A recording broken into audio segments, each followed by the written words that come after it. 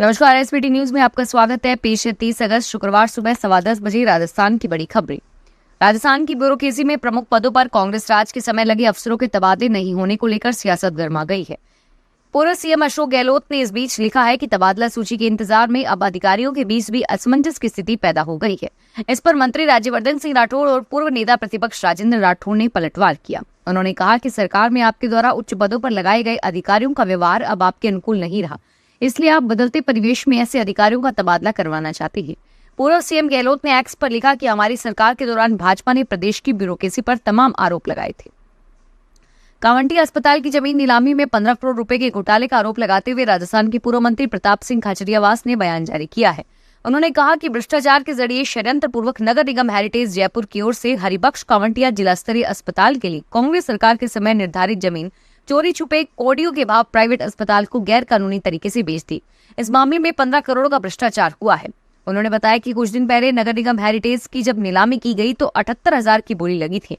उस वक्त नीलामी रद्द करते हुए प्राइवेट अस्पताल से मिलीभगत करके हेरिटेज नगर निगम के अधिकारियों ने दूसरी बार पुनः ऑक्शन निकाला, जिसका प्रचार प्रसार नहीं किया गया और लाख रुपए प्रति वर्ग गज की जमीन मात्र 60,600 रुपए प्रति गज पर नीलामी के लिए प्राइवेट अस्पताल को बेच दी।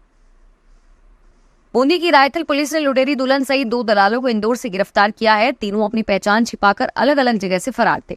लुटेरी दुल्हन शादी के 4 दिन बाद ही फरार हो गई और इसको लेकर पीड़ित ने मामला दर्ज किया था। पीड़ित से 2,20,000 रुपए की ठगी की थी। पुलिस ने तीनों फरार आरोपियों पर 1,000 रुपए का इनाम घोषित किया था। तीनों आरोपियों को कोर्ट ने गुरुवार को जेल भेज दिया। रायथल एएसएचओ ने बताया कि मार्च 2023 में महावीर प्रसाद शर्मा ने शिकायत दर्ज कराई थी कि उनकी रिश्तेदार सपना ने मुझे झांसे में लेकर रितु वर्मा से शादी करवाकर 2 लाख रुपए हड़प लिए। इसमें 2 दलाल लखन चौहान और सविता चावर भी शामिल थे। जयपुर स्थित शिक्षा संकुल में शिक्षा मंत्री मदन दिलावर ने कहा कि इस बार सर्दियों का अवकाश पूर्व निर्धारित तिथियों पर देने की बजाय सर्दी पड़ने पर ही घोषित किया जाएगा। प्रदेश के सरकारी स्कूलों में आमतौर पर शीतकालीन अवकाश 25 से 31 दिसंबर तक किया जाता है, लेकिन अब अवकाश की तारीख में बदलाव करने की तैयारी की जा रही है। शिक्षा विभाग के पंचांग में इस बार शीतकालीन अवकाश 25 दिसंबर से 5 जनवरी तक दिया गया है। शिक्षा मंत्री ने बताया कि पिछले कुछ समय से देखने को मिल रहा है कि शीतकालीन अवकाश की अवधि में सर्दी का असर ज्यादा देखने को नहीं मिलता और बाद में कड़ाके की सर्दी पड़ती है। ऐसे में विभाग मंथन कर रहा है कि कड़ाके की सर्दी पड़ी तभी शीतकालीन अवकाश किए जाएंगे। जल जीवन मिशन के सफल क्रियान्वयन के लिए गठित जिला जल एवं स्वच्छता मिशन की समीक्षा बैठक बुधवार को सीकर कलेक्टर कमर चौधरी की अध्यक्षता में कलेक्ट्रेट सभागार में हुई। इस दौरान जल जीवन मिशन के अंतर्गत ग्रामवार पेयजल पाइपलाइन से टैप कनेक्शन करने के काम को समयबद्ध पूर्ण करने के निर्देश दिए गए।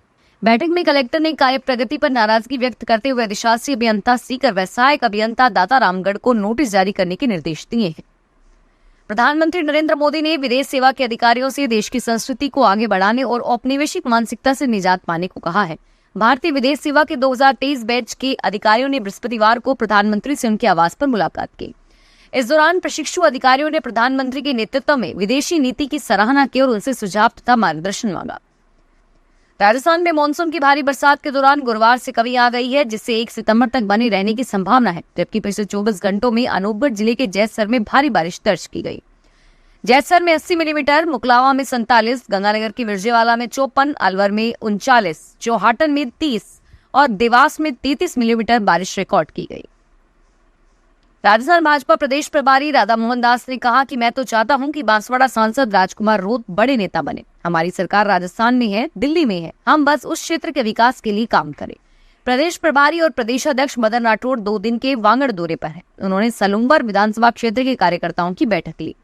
प्रदेश प्रभारी ने कहा कि राजकुमार रोत नौजवान है और वे भील समाज में जागरूकता पैदा करें। उन्हें धीरे धीरे समझ में आ जाएगा कि जो कुछ वे करना चाहते हैं वो कांग्रेस की गोद में बैठकर नहीं होने वाला। डूंगरपुर जिले की 84 विधानसभा सीट पर होने वाले उपचुनाव को लेकर भाजपा ने भी तैयारियां शुरू कर दी है। गुरुवार को पार्टी के प्रदेशाध्यक्ष मदन राठौड़ एवं राधा मोहन दास 1 दिवसीय दौरे पर रहे। इस दौरान उन्होंने 84 क्षेत्र के पीठ में महादेव मंदिर के समीप संगठनात्मक बैठक ली। इस बैठक में उन्होंने डूंगरपुर जिला मुख्यालय के सर्किट हाउस से पीठ रवानगी के दौरान प्रदेशाध्यक्ष व प्रभारी के वाहनों को सिंटेक्स तिराहे पर यूथ कांग्रेस कार्यकर्ताओं ने काले झंडे दिखाए। यहाँ सड़क किनारे कांग्रेस कार्यकर्ताओं ने नेता सचिन पायलट के खिलाफ पिछले दिनों दी गई बयानबाजी पर रोष जताया।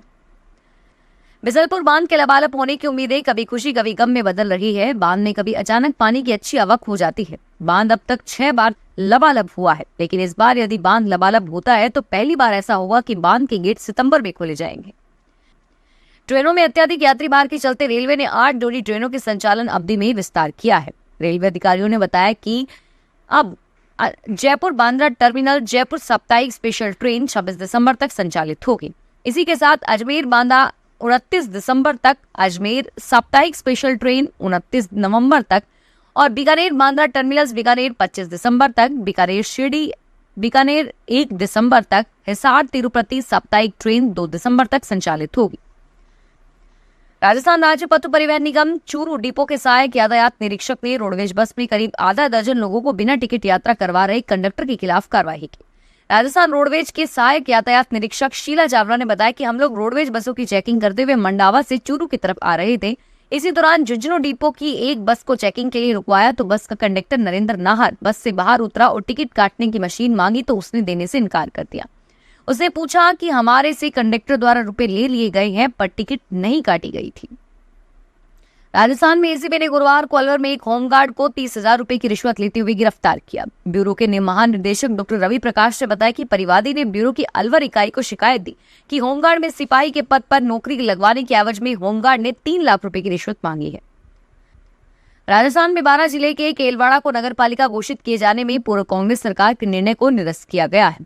निर्देशक सुरेश कुमार ओला द्वारा विभागीय अधिसूचना 10 खंड 2 नगरपालिका अधिनियम 2009 के तहत शक्तियों का प्रयोग करते हुए ग्राम पंचायत केलवाड़ा की सीमा में आने वाले राजस्व केलवाड़ा के संपूर्ण सीमा क्षेत्र, कॉलोनियां व पैनवदा को सम्मिलित करते हुए श्रेणी नगर पालिका के घोषित आदेश को अधिसूचना को तत्काल प्रभाव से प्रत्याहरित किया है। जेडीसी मंजू राजपाल और जेडीए सचिव हेमा पुष्पा शर्मा को हाईकोर्ट से राहत मिल गई है। जस्टिस अनिल उपमन की जिला उपभोक्ता आयोग जयपुर द्वारा जारी वारंट पर रोक लगा दी है। उपभोक्ता गिरफ्तारी वारंट और जेडीसी मंजू राजपाल को जमानती वारंट से तलब किया गया है। जमानती वारंट से तलब किया था। आयोग के आदेश के खिलाफ दोनों अधिकारी हाईकोर्ट पहुंची थी, जिस पर सुनवाई करते हुए अदालत ने दोनों को राहत दी।